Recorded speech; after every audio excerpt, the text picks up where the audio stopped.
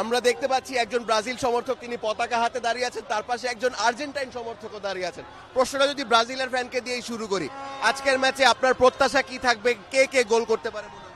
আশা করি নেইমারের উপর আমার ভরসা আছে, আর হলো আপনার নেইমারের প্রতি ভরসাটা আছে হাফ টাইমের পর, এই আর কি। আচ্ছা, নেইমার যদিও আজকে শুরু করছে না, ভিনিসিয়াস রয়েছেন, কুনা রয়েছেন, তারা কি গোল পেতে পারে কিনা? ভিনিসিয়াসের সম্ভাবনা আছে, ফার্স্ট টাইমে হয়তো বা 1-2 গোল দিতে পারে, পারফরমেন্স ভালো আছে এখন, দিতে পারে। জাপানের খেলোয়াড়রা বলছে ব্রাজিলকে নাকি এখন তারা আর্জেন্টিনা বা ফ্রান্স যেরকম বড় দল, ব্রাজিলকে নাকি বড় দল মনে করে না তারা। তার উত্তরে আপনি কি বলবেন? তার এটা তাদের মন্তব্য, বড় দল মনে করে না, কিন্তু আমি মনে করি ব্রাজিল যথেষ্ট বড় দল। হ্যাঁ, হয়তোবা আছে খেলাটা একটু মানে মোটামুটি খেলা দেখলেই বোঝা যাবে যে কি হবে।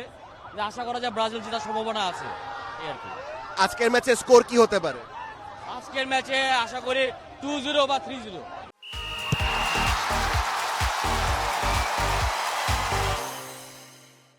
অসংখ্য ধন্যবাদ। আমরা তার পাশে কয়েকজন আর্জেন্টিনার ভক্তদেরকেও দেখছি, একজন হাতে একটা প্লে কার্ড এনেছেন, সেফ ফুটবল। আচ্ছা, এই সেফ ফুটবল প্লে কার্ডটা কি কারণে আসে? একটা ফটো একটা ভিডিও নিয়ে নিন।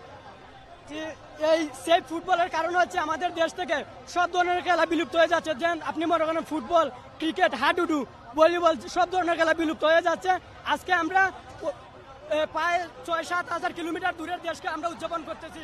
ব্রাজিলের, আর্জেন্টিনা, ফ্রান্স, জার্মানি, সবগুলা দেশকে আমরা উদযাপন করি। আমাদের বেলায় কি আমরা কই? আজকে আমরা কই?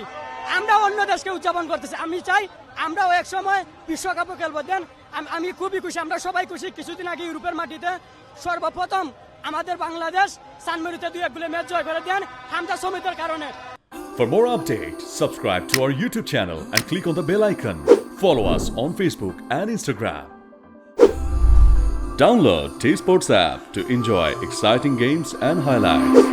Visit tsports.com.